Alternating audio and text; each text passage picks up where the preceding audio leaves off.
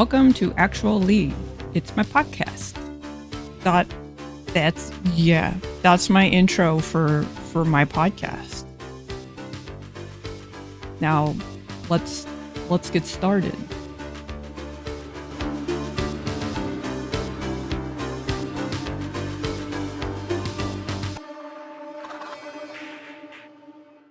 Everybody, welcome back to my podcast. Here with Kris. And I changed the name, so this is like officially my first recording with the new name of Actual Leigh.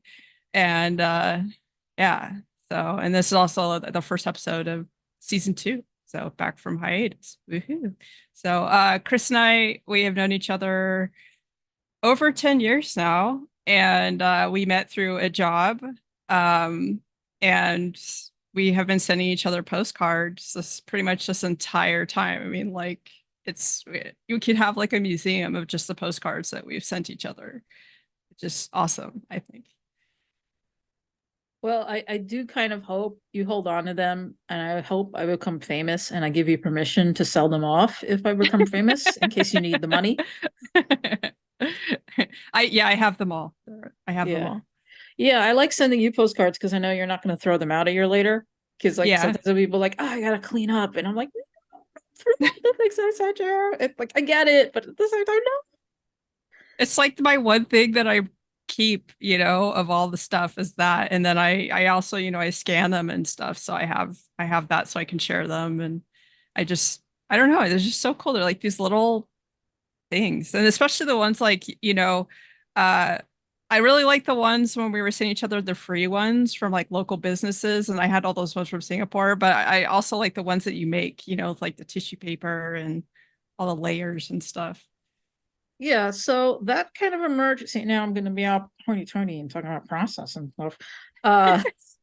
Yeah, no, back in 2019, I want to say, I think it was it was before the pandemic came and everything, and I was traveling, and I went to Charlotte, North Carolina, and I visited the art museum there. There's the Mint Museum. There's 2 branches of it. There's like the uptown and downtown, and I think it was the uptown branch had an exhibit about collages. Like, it was just all sorts of collages. It had Romare Bruden, but then like other people. And I don't think I've ever seen an art exhibit dedicated to collages. And it got me excited. I was like, oh, these are really cool. I love making collages. I love making them in school, but I like making them as an adult. So I was like, yeah, when I get home, I'll make some collages. It'll be fun. And then, the thing is, I was like, okay, now I have all this stuff. I made these collages. What do I do with them? I don't want to really hold on to them, to be honest. I do it because I like making them. So I was like, you know what? I'll just cut these into postcard size and mail them to people like Leigh. So that's pretty much what happened there. And a lot of it is just like, I feel like making something and I make it, and and I just mail it off because I figure it makes people happy when they get something in the mail. So yeah, seems like a win-win. You get the joy of the creative thing. You don't have to worry about the clutter, and you get to make someone else's day. Like, I guess it's a win-win-win.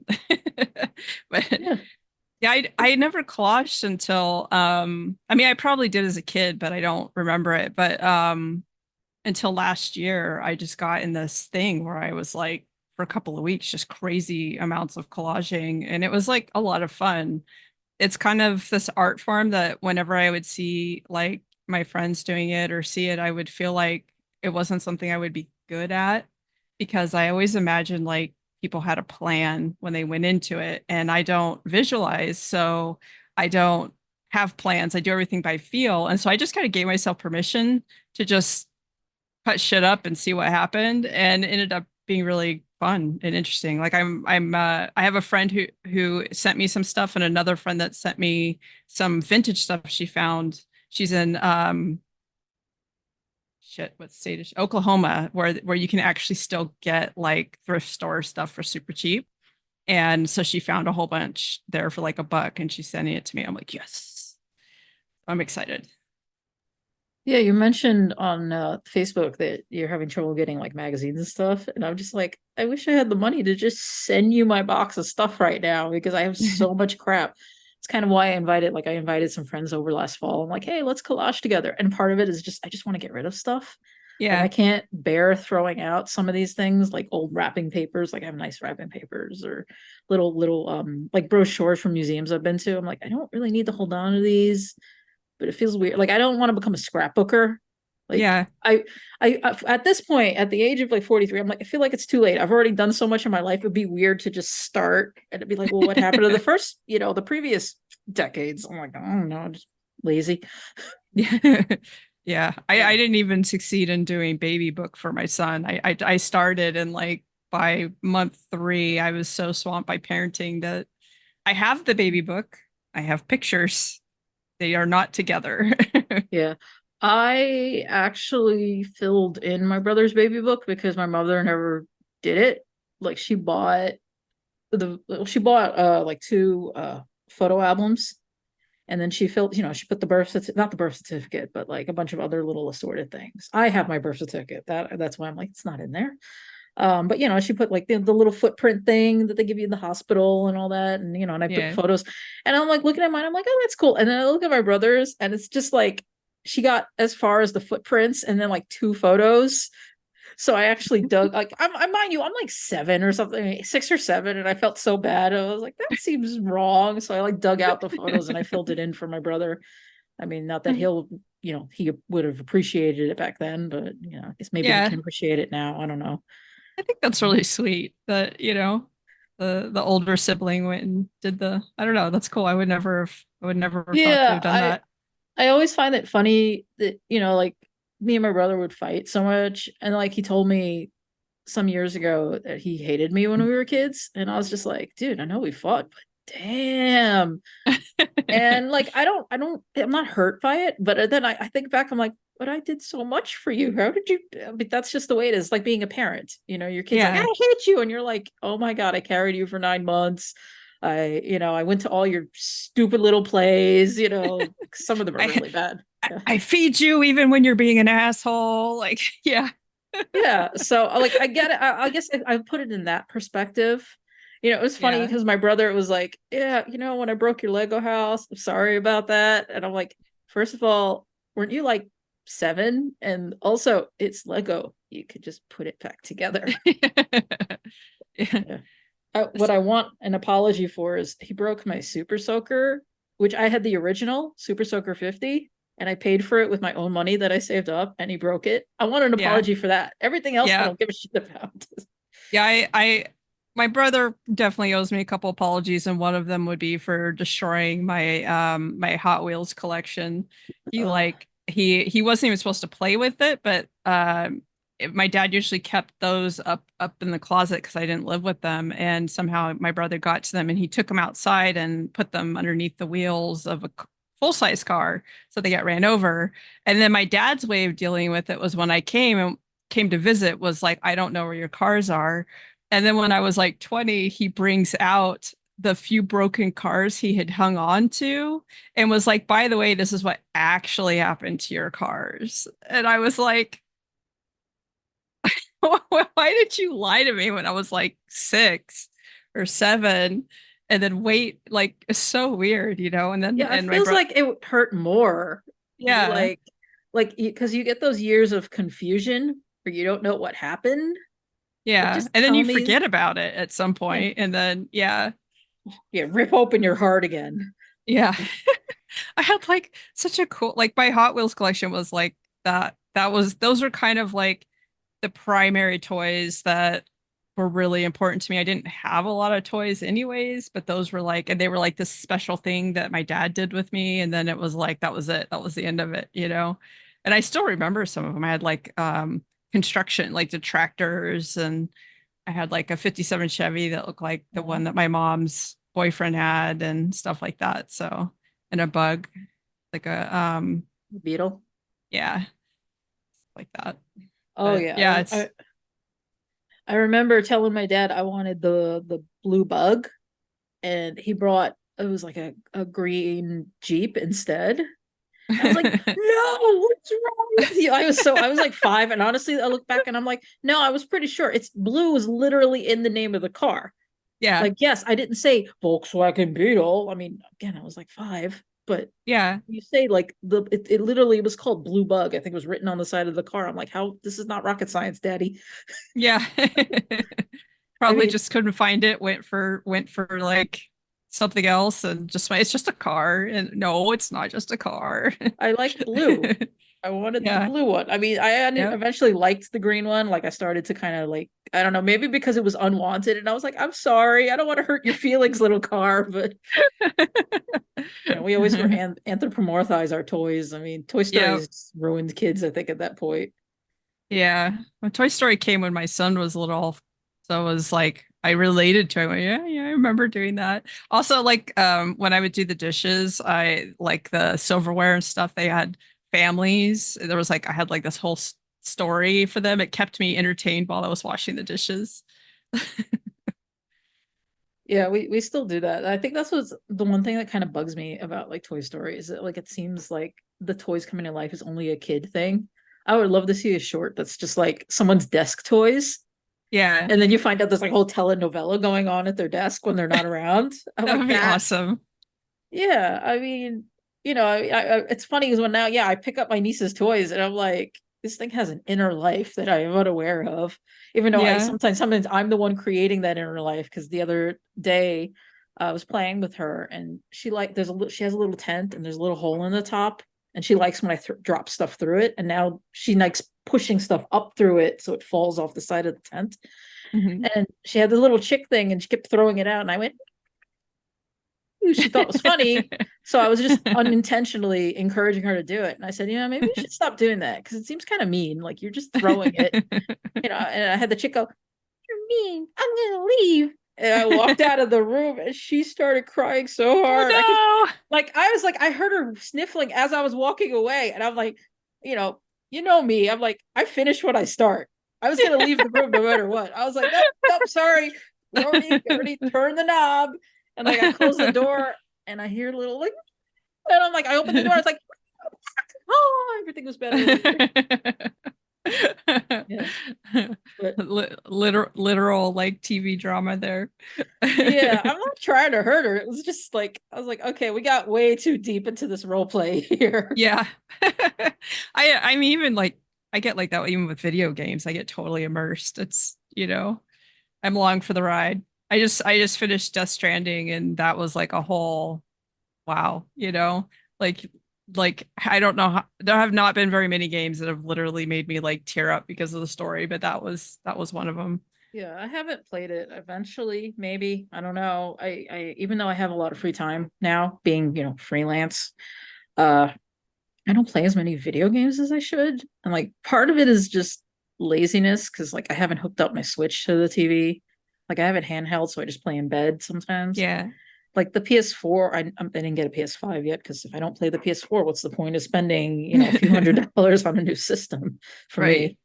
Uh, but yeah, like no, I kind of understand that there's like some games that just made me cry. Like the ending of Kingdom Hearts. I was like, oh my god, we went through all of that. Sora doesn't even get to see his friend. I'm like sobbing. So, yeah, well, sometimes, and I mean, I think it's funny we don't think of video games as being a thing that evokes emotion. I'm like, dude, you just spent like 100 hours playing this game. I would hope you're feeling something at the end of it. Right. Yeah, it's a Yeah. story and if it's a good story then your Yeah. camera got blurry, but I don't know if it's like a focusing thing or Maybe I'm moving too much. as it's trying to be smart and it's having a hard time. Yeah, I'm probably bobbing my head too much, so I got a little confused. Maybe if I stay still, because I can see what you mean that it's a little fuzzy. Yeah. No, no, it's still fuzzy. Yeah. Let me see. Let me actually look at my. Hey, how do you do that? Hey, here. Come on, come on, come on, come on. You can do this. Maybe you need to on off it or something. Yeah, let's see. Stop video and then start video. There. Yeah, no, it's See you just again.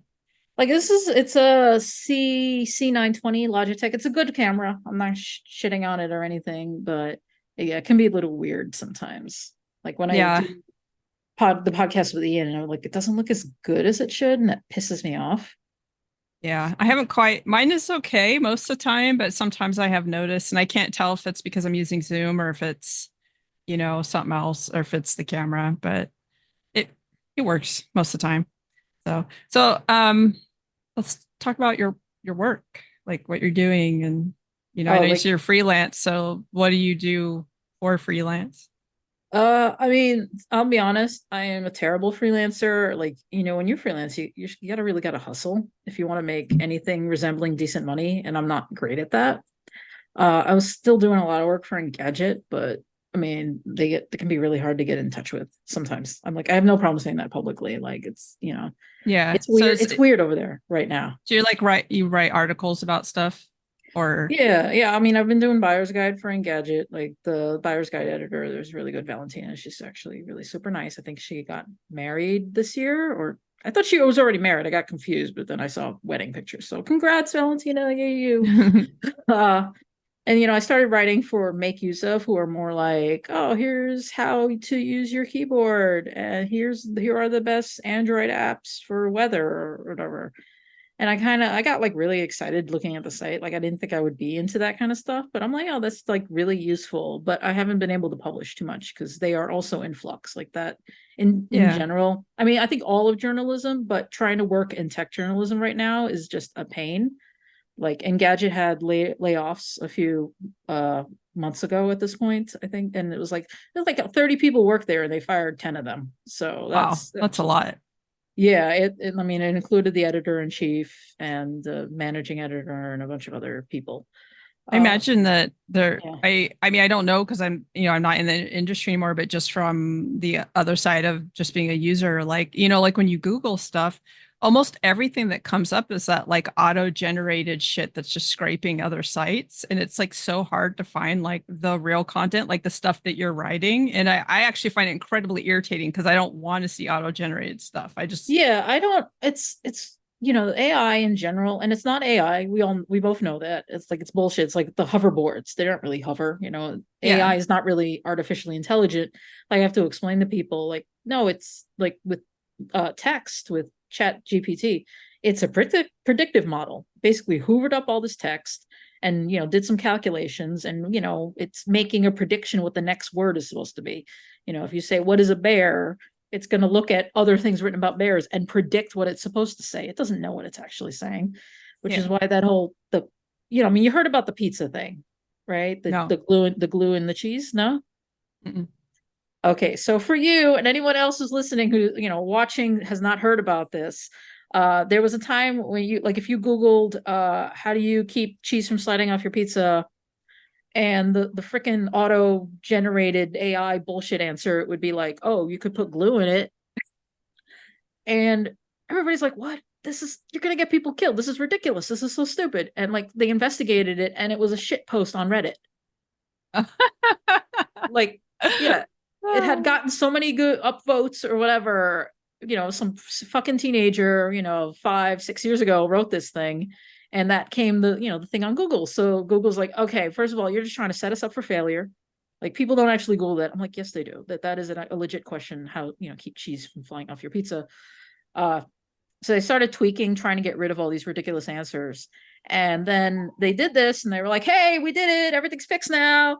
And then if you Googled how to keep cheese from sliding off your pizza, it said to put glue in it because someone I want to say it was at The Verge or at Vox or whatever, decided for shits and giggles to see what would happen if you put glue in the cheese. And that's the thing is with the predictive text, it's only predicting. It doesn't understand nuance. It doesn't understand that like this person's literally testing it to see if it knows what the fuck it's talking about. Right. Like there's no real intelligence behind it, and that's what makes it really frustrating. Like you're saying, like you go and search for things and it's all this auto-generated slop, and again it's making predictions based on what it's read. And I mean, I don't understand how anything's going to be sustainable at this point, including the auto-generated slop, because it relies on humans actually putting information on the web. But now all these sites are basically going out of business. They have to lay people off. They're not making any money, so there's not going to Yeah. be new information created. Yeah, So it's just gonna like recycle, the same it from each other. And almost all of it's being pulled from like Amazon stuff too. So like if you're looking up, like you want to look for like say a reputable uh dehumidifier, and all you're getting are these knockoff brands from Amazon. Like you can't even find like Frigidaire or any of these other Oh like God, listed, Amazon. and it's Yeah. crazy. And I'm like, okay, but no. Yeah, Amazon has also gotten terrible. It's not even just AI. You see, now I feel like I'm turning into an old crank, but everybody's been talking about the enshittification of the internet, and Hmm. Amazon's been a great example of that.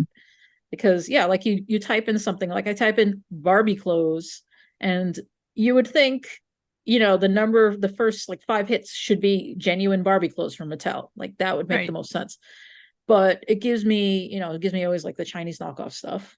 Which again, that's fine if it was like hit number 6, 7, 8, because maybe that is what I'm looking for. But then like the top of the list might be like a dress for an American Girl doll. And I'm like, no, that's not what I'm Yep. asking for. Like it's giving you all the wrong stuff. Yep. Everything is like all the searches are being dominated by these the off label, this Chinese knockoff, white label stuff even. Yeah. Uh I mean, I know and they used to be the everything store, and it's not really everything anymore. Like I used to, sometimes I still do it. One of my little hobbies, or when I get really bored, is I like making different like wish. I don't know. I mean, the wish lists, but they're more like shopping lists. I just pick a topic, and I was like, oh, if I were building a library of like books about pop culture, like a fandom library, they have one in Toronto. So after I came back, I was like, man, if I made one, what would I put in it? Yeah. And so I'm trying to find every book that's like a critical analysis of pop culture. And it is surprisingly quick that I get to the end of the possible list. Like that's how bad Amazon is. It used to be like you'd be sitting there and it would just never stop. You'd be finding Yeah. new things all the time because Amazon is digging them up for you. And it's like, okay, how many items are on my list? Oh, like 100? What the hell? Like it should not be 100. I mean, I know there have been thousands of books published about this. What happened to all of them? They all vanished off of Amazon. Yeah. So Yeah. yeah, I've been having these feelings about like just missing the state of the internet like 15 years ago, 10 plus years ago, because search engines actually gave you useful responses instead of trying to guess what you wanted. And, social media was more social, and it's just gotten the enshittification. It's just not, it's not, I feel bad for people that are growing up in it and never having known kind of that wild, wild west experience that we got to have. Yeah, I honestly, I was thinking of making a Facebook post about this. I just wanted to ask people, what are sites now that remind you of what the internet used to be? And I don't mean like no social media, no corporate sites, just like when people used to make their own website, put out their own little shingle about some weird topic. Because like for me, obviously there's two sites I visit like all the time, and both of them are definitely sites that could have existed in like 1997 because they're just, Yeah. well, one of them is Nestflix, which is it's like Netflix, but it's just all fictional shows. Like the lady who made it, who's a HTML5 designer, just like, yeah, she gets screenshots and she set it up. It looks like Netflix. And, you even get the like, you might also be interested in, and, she has different categories. I think one of them was like babies in action. It's all like shows, one of them was like, one of the shows is like Admiral Baby, because that was in, I think, I want to say, I don't know if it was some animated show. Maybe it was Futurama even. She had a bunch of stuff from Futurama, and like, and and it's really cool. And I check it once in a while to see if she's added any new shows, and she has a little form, so sometimes I type stuff in. I'm like, oh, you should add, the God, what is the name? Like the spy show that's on Spy X Family that Anya watches all the time. Like that. She did add it eventually. I got really happy. That's like one side I enjoy. And again, it's just like somebody's personal project. And it really, I mean, it could have existed in 1997. I mean, it wouldn't have looked as nice because we didn't have HTML5, but it's the same, that personal passion project. Yeah. And the other one, which definitely looks like it could have existed in 1997, was readtheplaque.com, where it's just pictures of plaques. People take pictures of commemorative plaques and submit them.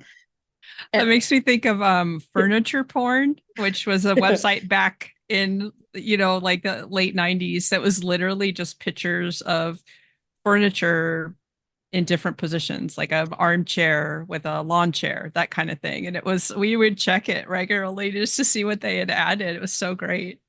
Yeah, it was fun. And read the plaque. I was it's a sub project of 99% Invisible, which is the like a design podcast. And they had mentioned it in one of the episodes. And then I went to the website and I was like, wait, how many plaques do you have in Brooklyn? 6. I am offended by this. Like the Michael Jordan. And I took that personally. So I went like I've been just taking photos of plaques, and now I think they have like 200 or 300 just because I'm a weirdo. But That's like awesome. yeah, people will be like, that's weird. I said, yeah, but it gets me out of the house, and I get to see things I never would have gotten. It makes me more aware of my surroundings, which I think is good. Like I feel like that is partly how people are fighting back, is just like, Yeah. again, people are getting into like these soft outdoor hobbies like bird watching. People go hiking more now, I feel like. I hate hiking, so I'm fine with just taking photos of plaques. you know I I used to hate hiking, and then when I wasn't able to do other stuff, I started like Hmm. learning to enjoy it. And then it was like, well, I can't do that anymore. So then I learned how to just enjoy walking and catching Pokemon. And I still do that because it's, but you're like making me wonder what they have for Vallejo, because I need something to motivate me to get out. And like maybe I could fill in for Vallejo's plaques. Yeah, no, I mean, because I do, they give you a space to fill in text. So I usually do OCR on the image and just paste that. I'm not doing extra unpaid work for these people, but yeah, it was like, it's weird. I'll be walking around. I think I was walking around the Salt Marsh here in Brooklyn. And it's just there was just this open clearing, and there was just a rock in the middle of the clearing. And then there was a plaque in the middle of the rock. And I'm like, what the hell? Just like this random plaque. So it makes you, again, it makes you more aware of your surroundings. Like I know my brain tends to go all over the place, but you appreciate that. Yeah. No, so was it the other week? Oh my god, how long ago was it now? Oh, it was only a week and a few days ago. Is I went out to Plum Beach here in Brooklyn. For those who are unfamiliar with the topography of New York, we are on a bunch of islands, so we have a lot of beaches. We have a lot of marshland and wetland, like all of that crap. And Plum Beach is really interesting because it's government owned, like federal government. It's NPS territory. So it's a little shittier than like Coney Island or whatever. I honestly would not go there to like swim, because starters, there's just seaweed everywhere. Like we're talking like it might be 6 feet deep.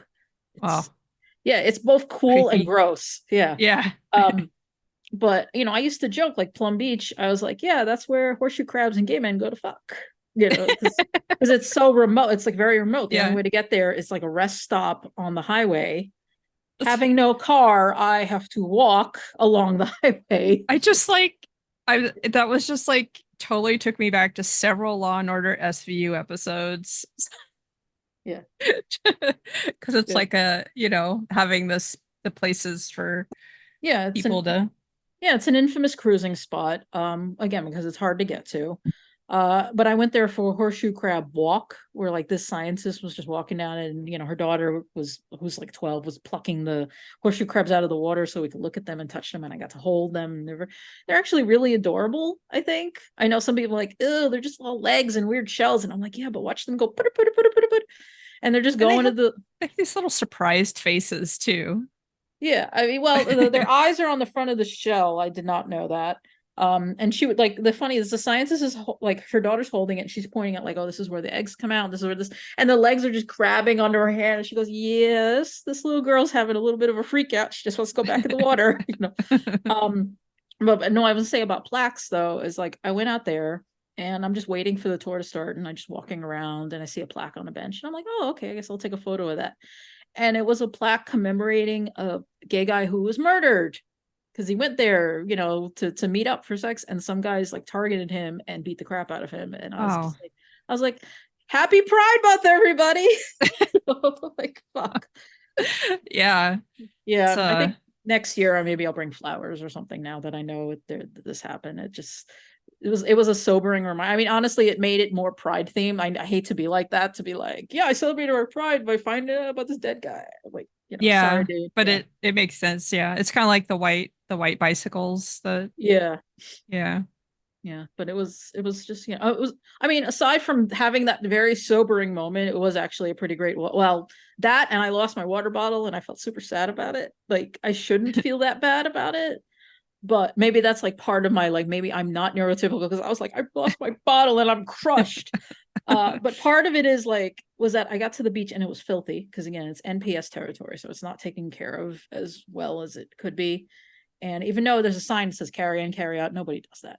You know, they just Yeah. assume it's like any other beach, and then they're like, oh well, there's no garbage cans, so I'll just throw this on the ground.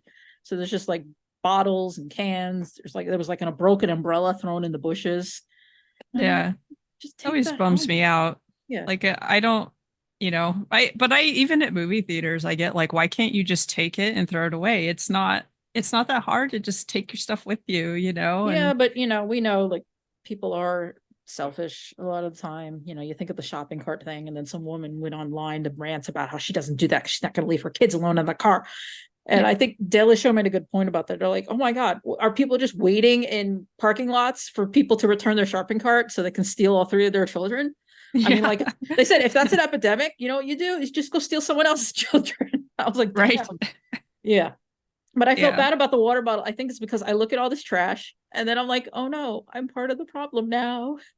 I mean, I do feel a little better Yeah. reminding myself it was a metal bottle, which is not as bad as a plastic bottle being left there. Like the metal bottle will just get some barnacles on it or whatever. And, Yeah. maybe a scientist will find it someday, and be like, Yeah. why does this say Nintendo on it? Or maybe someone will find it and take it home because they're like, yes, and it'll get, it gets a second life. It's Yeah, I mean, that'd be cool. I mean, honestly, I'm tempted to go to the beach cleanup, when the next one they have, just to see if it pops up again. But I don't think I would use it again because I'm like, no, that's been living in like New York harbor waters. you know, yeah. like, I mean, the water's not that clean. That's a thing. Again, New York, we are islands and wetlands and all sorts of things like Jamaica Bay, and they constantly have to remind people, please, please, please stop eating things that you fish out of the Jamaica Bay. Like you will die. Like it's cleaner now. It's cleaner now. It's cleaner because you can actually see the fish. Doesn't mean the fish are safe to eat. You know. Yeah. Yeah. We have some areas here that have like warnings and stuff, but people still fish there and you know. Yeah. Yeah, I saw there's a documentary called Gray Water, which specifically talked about Jamaica Bay. And they said it definitely became worse the past few years, like during the pandemic. And they said it's food insecurity. Like there's like people don't have any other better way to get food. So they're just doing that. And the thing is, you tell them, like, yeah, it's got like mercury in it and stuff. And it's, and they're like, they have nothing better to eat at this Yeah. point. That like I think I started crying watching that documentary because like one, I love Jamaica Bay. Just I'm like proud of it. I'm proud that it's clean now. And we have all these beautiful, we have wetlands and beaches and everything. But then like just thinking that people have to resort to that because that's how bad it got the past few years. And probably is still pretty bad. Like you see a lot of migrants here in New York. They're migrants because they're usually trying to sell you candy. Yeah. Like I don't need that much candy. I'm sorry, please. I know you're adorable. You're 6. You should be at the school. Like I get so depressed. Like, Yeah. We yeah, have I don't see kids here selling stuff, but you get, people that are like selling fruit, or um they get access to like bulk items from somewhere and they try to, like Tide soap or something, and they'll be trying to sell that. And that's the whole thing that I'm like, I can't eat oranges, sorry. Otherwise, I might because it's a good price, but yeah. I mean, here it's more like one, I don't want to eat that much candy, and also you're not actually offering me a better price than my corner store. Because New York, it's just the way it is.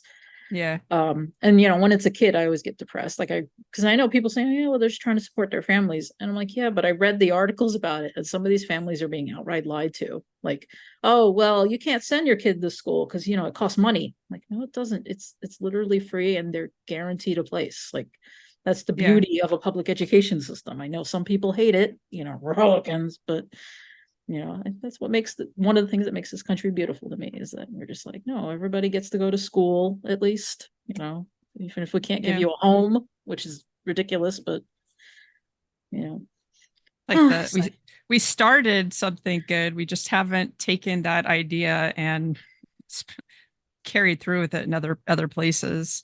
When I was in Thailand, it was very common if you were stuck in traffic to have like children come up to you to try to sell you stuff. Oftentimes it's just like a flower with a little pin or whatever that you could like put on your clothes. And if you said no, they would stand there and do the sad, like that. And like, oh, it's just like, I was just like, I cannot. It just made me feel so bad. But I was just like, nope, I'm not. Because it's like, you don't really know who that money's going to. You don't know for sure that in that situation that it's even helping like a family. It's, I was just like, I can't, I can't participate in that.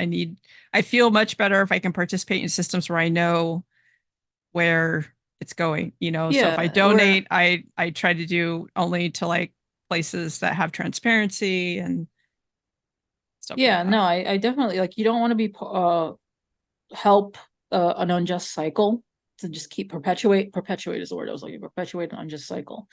Like I think of an acquaintance of mine who used to live in I think Rwanda for a time, also Kenya, and she worked with chimps. And they had like there's like a huge issue in certain areas where with bushmeat where they actually eat chimps. And so they would try to, like, if they saw someone selling the chimp, they would try to get it from them, but they wouldn't pay for it because that just encourages them to capture more baby chimps.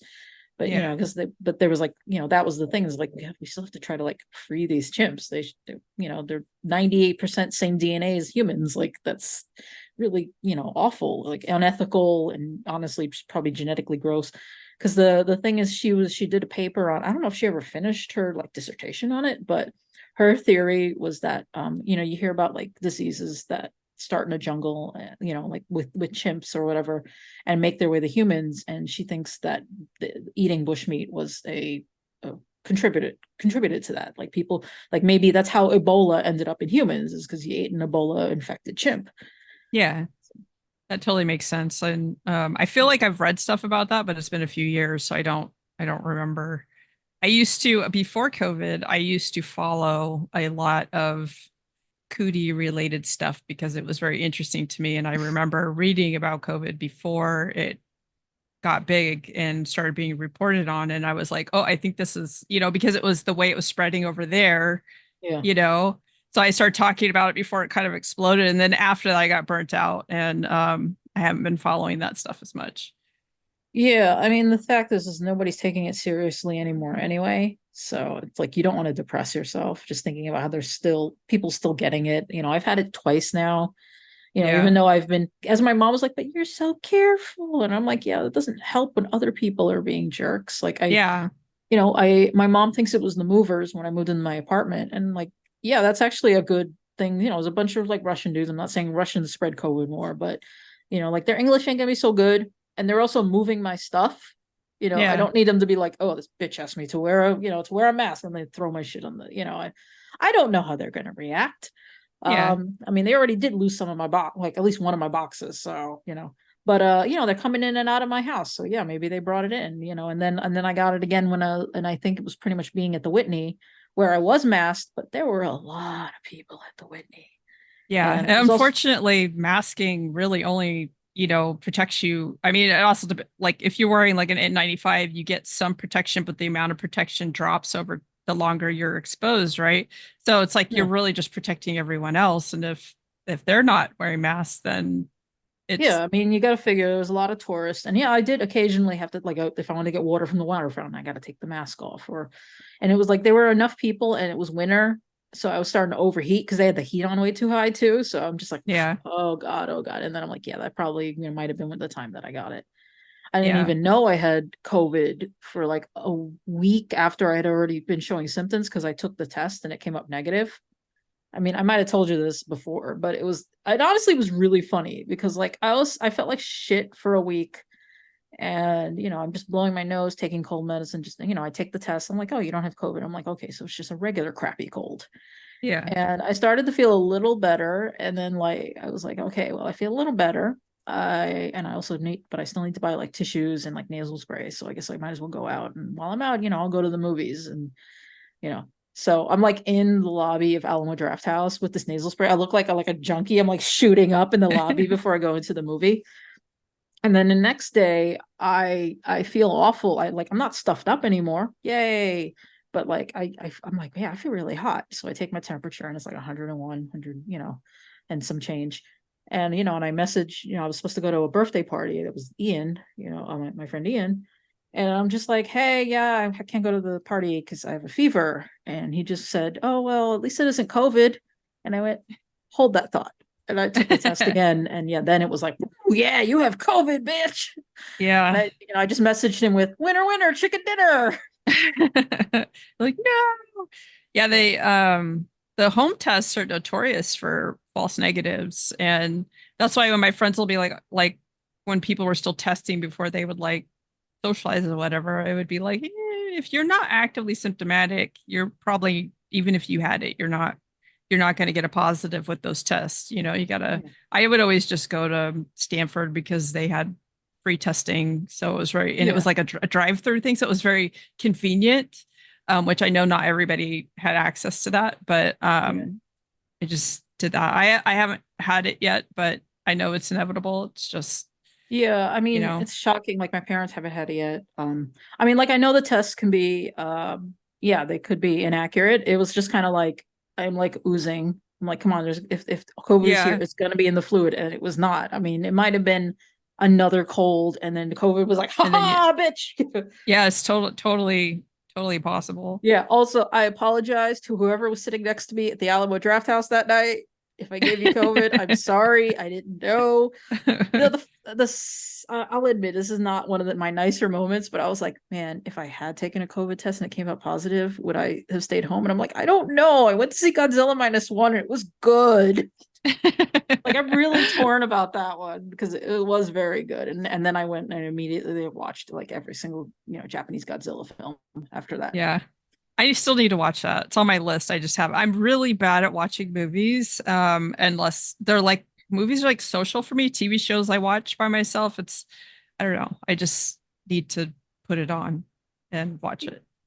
Yeah, I mean, I'm not gonna tell you what you should or shouldn't do, but it is a very good movie. I did enjoy it. I told my mom to watch it, and she loved it. Yeah, movies can be like it's funny. I'm used to watching it by myself because I have my Alamo season pass, and I just go to Alamo whenever I have free time or whatever. I actually went last night and saw Kinds of Kindness, which I can talk about if you want. I have thoughts, but like then I watched I think Ian came over and we were gonna watch X and then Pearl. Yeah, we never even got to Pearl because we just bullshitting so much the entire day that we watched a little bit of TV and then we watched X. But watching X with Ian was so much fun because we were totally doing like the horror movie, like don't you go in, and like we were just and it just made it felt so good to just watch it and be like, I like this guy. Okay, this guy's an asshole. This guy Yeah. deserves to die. Like just to have like horror movies are so great for that. Just like they're Yeah. just To such a have that community. experience, that Yeah. shared experience type. I have a buddy that we used to watch horror movies when I still lived in my house. So I was in the same area as him. And he could get like he'd be all like curled up underneath a blanket and like oh, and he would like freak out and throw things, and it was so much fun to watch movies with him just because he's so reactionary, and then he keep trying to freak me out, but I'd be like Yeah, I got that with Barbarian. The guy who's sitting next to me, every time the monster was on screen, he would scream. I'm gonna assume he was gay because he had a very high voice and he was with another dude. But he was like, he would start flailing in his seat, like kicking, like wow. pinwheeling his legs and everything. And I'm like, you know what? I normally find this distracting, but this is hilarious. This is a great like sideshow to whatever's going on up there. I mean, I have mixed Yeah, feelings about that movie. It has some really good moments, and then there's parts that are really I dumb. don't even But think I've heard of it. I don't. that is the one with, as I call it, the worst run Airbnb I've ever seen in my life. It's like the trailer shows you like a woman shows up at an Airbnb and there's already somebody in there. And it turns out it was double booked because you find out like because the management company put it on multiple platforms and apparently doesn't cross check. Hmm. So, so they're like, okay, it's fine. I'll sleep on the couch. You have the bedroom. Like, the guy who's already there is like, I'm not going to send you back out. That's just mean. It's not your fault. Yeah. But then like at some point during this evening where they're totally getting along and totally having their meet cute and it's so adorable, like, yeah, somebody goes in the basement and disappears. And then the other person goes in the basement and then suddenly like cuts to like 2 weeks later, and like the owner of the house, Justin Long, is like bitching about his like sexual assault allegations. He's like an actor. Like, yeah, he's a piece of shit in this movie if you watch it. Like, you know, you want him to die when you watch it. You're like, when is this guy gonna die? You're not disappointed. I'll let you know that. Spoiler, sorry, but it's not a Okay. good horror movie if the people you hate don't get it at the end, you Right, know? right. Yeah, but that's basically it. Is like he goes there to find out what's going on with his property, because like he needs money because he can't make movies anymore because, you know, he's a fucking rapist or whatever. Yeah. Um, and then, you know, you finds out, yeah, there's like some monster shit going on in the basement.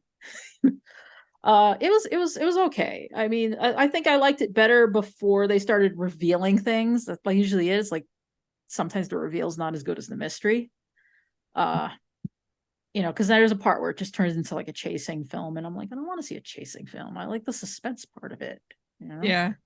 I like Uh, yeah, horror films that have good stories.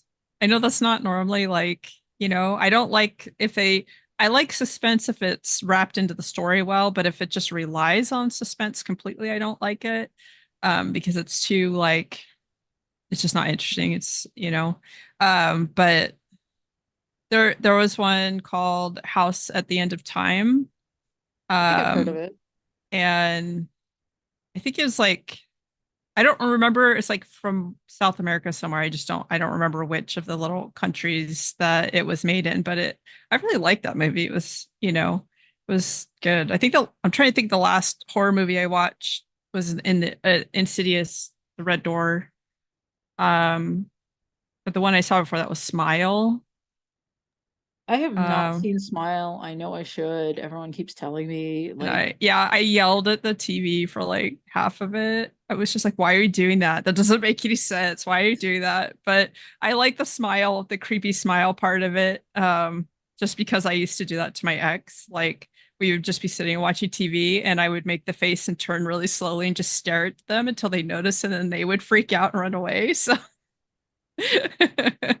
yeah, I think I used to do that to Ian sometimes. I would just like smile at him, and he's like, "Stop that! What are you like the Joker game? What? Stop! Stop!" Yeah, that's always fun. You know, just it is razzing on fun. people. Yeah. Uh, I will mention, yeah. So I saw Kinds of Kindness, which is being advertised as a comedy. It is Can you slow the title down so I didn't hear what it was. kinds of kindness. Okay, I haven't heard of And that. yeah, it's the new Yorgos Lanthimos film. You know, the Poor Things. You know, Poor Things. Yes, Yeah, that's I haven't seen it, but I have yeah. heard of it. Yeah, it's fun. Honestly, I think it would appeal to some of your more wicked, you know, offbeat, crazy sense of humor type stuff. Like it's funny. My mom saw it and she was just like, watch Poor Things. It's very strange. And I'm like, but did you like it? And she's like, yes, I did. I'm like, Yeah. yeah. I mean, it is Frankenporn, as I think Ian called it. It is, you know, it's a Frankenstein story, but with a ton of sex in it. But Kinds of Kindness, which I think, you know, they must have finished shooting it even before like the Oscars and everything. So it's not like it was, oh, I just got nominated for a bunch of Oscars. I got to make some great film to follow up. Like he's like, no, I want to make this movie. Um, it's called Kinds of Kindness. There's very little kindness in it. It's being marketed as a comedy. Honestly, I think it's more a horror film. Like I'm sitting there thinking this would be a great Tales from the Crypt episode. Yeah. Yeah, it's like like an anthology, even though I kind of hate using that term when it's all the same director and the same actors, they're just playing different characters. Yeah. But like it's three parts where like the first story is Jesse Plemons playing like this dude whose boss dictates literally everything about his life. Like he gives him a list of like, you're gonna wake up at this time, you'll have sex with your wife at this time, and you eat breakfast, you come to work, and this is what you'll have for lunch. Like literally just everything, you know. Um, until one day where he's like, hey, I need you to kill a dude. And he's Oh. just like, I would prefer not to. And, you know, and the boss is like, well, get out of my life. I don't want to see you ever again. So, like, it's kind of like the downfall, like the way, like, you know, he's thinking first to think he thinks it's great. And then he's like, I don't know how to make decisions anymore. So, Yeah. yeah. That's So, like, that, almost like Black Mirror-ish in a way. yeah, that's why I started thinking, like, man, this feels like it would be more, better suited for like a TV show or something like that. It's not really a movie I want to watch. And then, Yeah. because then, like, that resolves itself. I'm not, spoiling anything here. The second segment is about, like, again, with Jesse Plemons, new character here. His wife, played by Emma Stone, has been missing for a while. I forget if they said it, but she was like a scientist and she was on an expedition, and the whole expedition went missing. And they think they're probably lost on an island if they didn't just outright drown. And they finally find her and they bring her back, and something's off. Like, her shoes don't fit, and even though she hated chocolate beforehand, now she thinks it's the greatest thing on earth. And like, he freaks out because she wants to have sex with him while he's wearing his cop uniform. He is a cop, I guess. And he's like, you never did that. Like, it, like, and he's, and the thing is, what's brilliant about it is you don't know if it's all in his head, or if there is something wrong with her. And Yeah. like, because everyone's just like, well, she went through a traumatic event. And I'm like, yeah, that seems really insensitive to him. Like, you know, like, why are you just brushing it off instead of talking to both of them about it? Honestly, Yeah. like, it's like, I don't think that's fair to him. Like, I mean, it's not fair to her, but it's not fair to the husband either. He's like, no, something feels off. Like, well, what feels off to you? Like, um, but no, there's this segment, I will say, had some mutilation. He outright, he says, like, why don't you cut off your thumb and feed it to me? And so you get like Emma Stone actually cutting her thumb off, and like half the Wow. audience was freaking the hell out. Ugh. Yeah, I mean, I don't feel bad about spoiling that. I won't spoil what happens next, but like, that's that. I was like, again, this is Tales from the Crypt stuff. Why is this being billed as a comedy? And then Right. the third segment definitely has a content warning because there is rape in it, and it's not even like off screen. So I saw some people being like, "That's a 1-star movie. Why would you do that in 2024?" And I'm like, I'm still on the fence about whether it was needed. The plot basically of this one, it's Jesse Plemons and Emma Stone again as two cult members who are looking for like some prophesied woman who can, raise people from the dead. Like, they know what she's, she's supposed to be white, she's supposed to be a certain height and weight. And so they're like going around testing people, and like, once they meet the physical requirements, and they're like, okay, now touch this dead body, can you bring it back? And in this segment, like, she keeps like, she steals off and goes to like her ex-husband's house, where her daughter still lives, and she like sprinkles her magical cult water on the daughter's bed. And the thing is, like, she gets caught by the husband leaving the house, so he's like, you should come in for dinner, and we should hang out. And yeah, it does not go well, as indicated by my content warning at the beginning of this. Yeah. Yes, that's Yeah. basically. And things go kind of downhill from there. And again, I'm like, this is a horror movie. Why is this being billed as a Yeah, comedy? there's like nothing about in like even without like the gruesome details, just the premise of each segment, nothing about that suggests comedy. It sounds Yeah, more like psychological yeah, it's stuff. yeah, I do hate, like, I mean, they're thinking, oh well, because The Favorite was funny, and Poor Things was kind of funny at times, but I'm like, yeah, it doesn't mean every movie this dude makes is going to be a comedy. Right. Some people said it's like Killing of a Sacred Deer, which I have not seen, but I am told that movie is very effed up, like disturbing. So Yeah. so No, I haven't heard that one. I was watching I haven't finished it, but I was watching oh, no, I can't remember the name of it, which is going to irritate me, but it's on Netflix. It's Indonesian, and it's like there people are equating it to being like Black Mirror because it's a whole bunch of separate short stories, different actors. So, but it's been interesting to watch just because, um, the stories are coming from a different culture, and it's like taking like different mythos and stuff than we normally would see. And then also it's just cool to see these stories being told by people who don't have access to like all of the same kind of tools that the people did Black Mirror did. They don't have all that money and stuff. And so they're like being really creative and finding other ways to show like these visual things and stuff. yeah, that sounds. So I mean, I hate that people like see an anthology show and they think Black Mirror, and I'm like, they were anthology series before this. Like, I kind of yeah, miss right. them. I miss them because like they're like low commitment. You don't have to watch every single episode. If you want to just watch the episodes with the actors you like or with a premise you like, you can do that. Because I loved Outer Limits, both the original but also the new one that they did in the 90s. Yeah. I like Twilight Zone, the original, the 80s one, not the Jordan Peele one. Jordan Peele one, I was like, you guys don't really understand what Twilight Zone is, do you? Like, um, but yeah, that's not what you talk about. Yeah, they don't have the same resources that say Black Mirror has. That's another reason why to watch Godzilla minus one.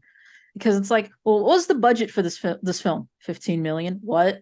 And they won an Oscar for special effects.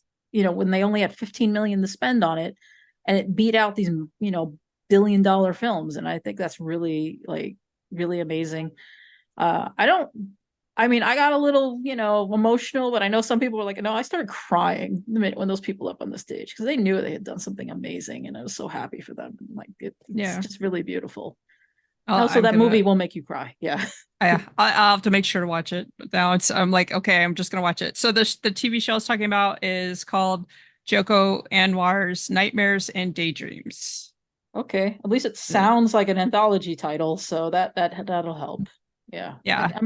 I might check it out, but I think I decided that for the summer, whenever I don't go out, I'm just gonna try to like finish all the TV shows that I haven't finished. Like sometimes I Yeah. track them on Track TV. I stopped for a while because I was like, no, this is like psychotic behavior. But now I'm Oh, like, no, yeah, I used to track everything I watched, and then I used Sidereal, I think was the, yeah. and then I don't actually know why I stopped. I just kind of got broken with social media for a couple It's of years there. yeah, and it is work. Like if you're not getting anything really out of it other than just like being able to check things off. But then Yeah. I realized no, I actually kind of need the check mark stuff because I don't know where I left off with some series, so that Yeah. So so I have to go in. you'll start stuff and then you don't finish it. Yeah, no, Okay. I used to watch Vikings, I think when it was still on TV, like it was still airing, and then I just stopped. I don't know if this is around the time me and Ian, who now people will just say, yes, me and Ian dated for a while, like we broke up. So all the stuff we watched together, we just weren't watching.